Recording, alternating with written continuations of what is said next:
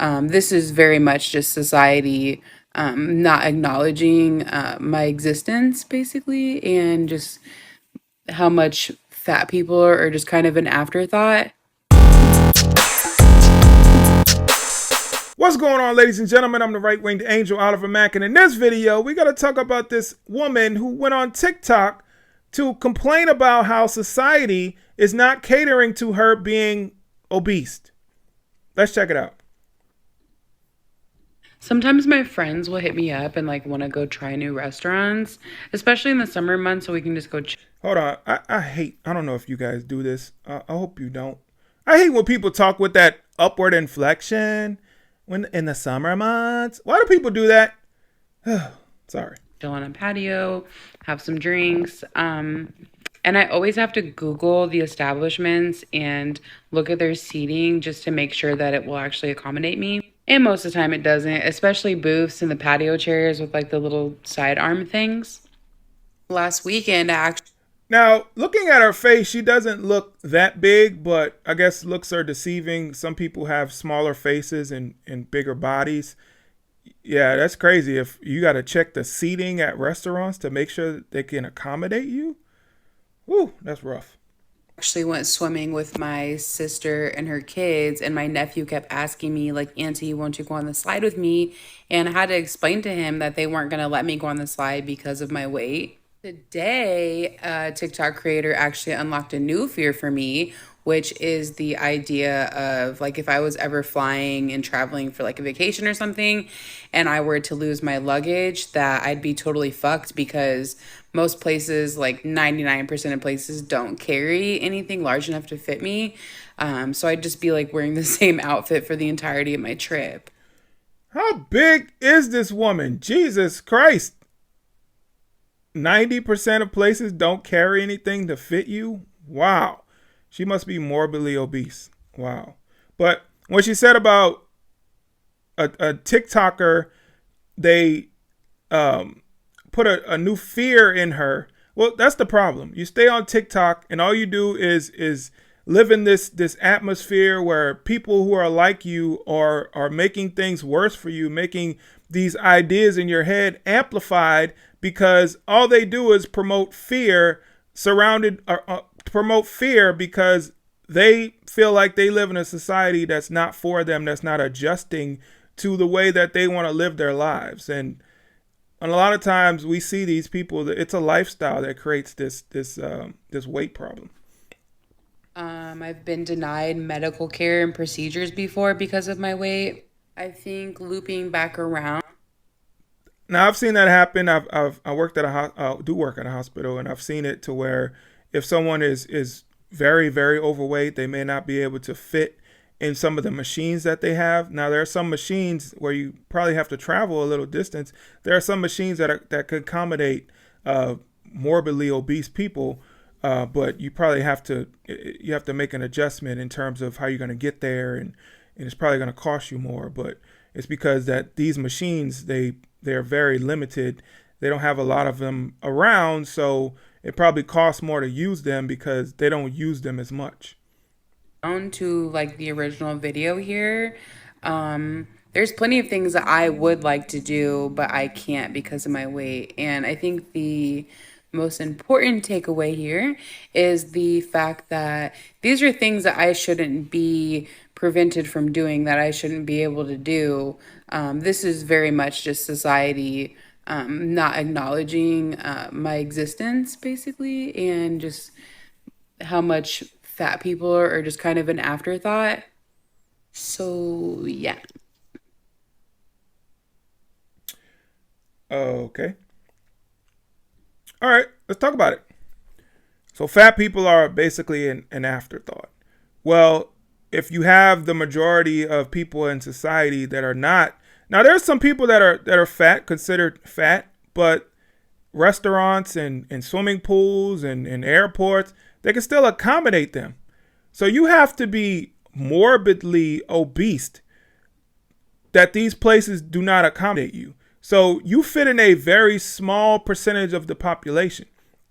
Unfortunately, we do see society and different businesses and different government entities that go out of their way to accommodate the smallest percentage of the population. We see that with the trans community. So we have to adjust our language, adjust the way that we speak to people, adjust the words that we use in legislation to fit a very, very small percentage of the population. So we've seen that happen. Now, it doesn't happen for these people who actually are morbidly obese, people who weigh 500-600 pounds, because they're probably a smaller percentage of the population, but also they're not a percentage of the population that's going to generate as much support for supporting as the LGBTQ people. So, I mean, her gripe is not that off base, but it's a self-inflicted thing. It's something that this woman has done to herself, unfortunately. Now, I've struggled with weight in my life, and a lot of times when I feel myself kind of getting there to the point where I'm getting to be very overweight, then I start to slow down. I start to eat right. I start to make adjustments in my life. But some people don't do that, and that's why I said earlier, being overweight and obese is kind of like a lifestyle. There are some people that will challenge me and say, well, sometimes these people have medical conditions. Sometimes it's something that they can't help. I don't believe that. I don't believe somebody who's 400, 500 pounds, they're that way because they can't help it. They're that way not because of the choices that they made. So this person eats vegetables and lean meats their whole life, and they end up being 400 pounds? No way, Jose. That is not the case. These people have poor eating habits, a lifestyle of poor eating habits, poor choices, a sedentary lifestyle that leads them to be obese. And we can't just say, well, these people can't do anything about this. Yes, they can.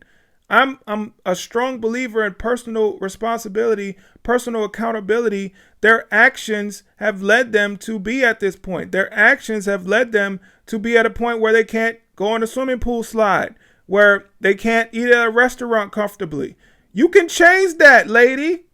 You can change that. Make the choice to do better. Make the choice to start losing weight. We see people all the time that are morbidly obese and decide, you know what? I'm going to change my ways. I'm going to do something different. And they do. They do. It's hard work. Trust me, I know. It is hard work. There's a lot of sacrifices that go into losing weight, but anybody can do it if you want to. I've lost 60 pounds in my life. I was like 254, and I got all the way down to 194. And I did that because I changed my lifestyle drastically. I was somebody who always ate the wrong things. I'm like addicted to French fries and pizza and different things like that, and sweets. Oh my God. Oh, give me some cake, especially from my favorite bakery. It's called Bake My Day.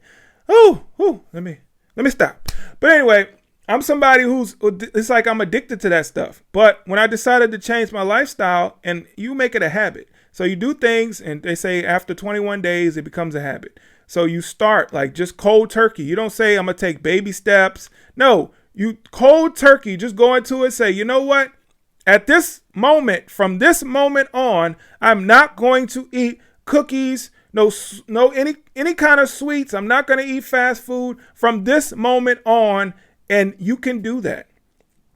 Don't give yourself any excuses. Don't say, well, I got a birthday party coming up, and I know I want to eat cake at the birthday party, and they got chicken tenders, they got fried chicken wings, so I know I'm not going to be able to resist that, so I'll start my diet after the birthday party. No. You start it before the birthday party, and you go to the birthday party and show what kind of willpower you have to resist temptation. Because if you start after that birthday party, trust me, there's going to be another birthday party that's going to come up later on, and you're going to make the same excuse. Okay, I'm going to halt my diet until after the birthday party. I'm going to indulge, and then I'll get back on my diet afterwards. No, you cannot stop the diet.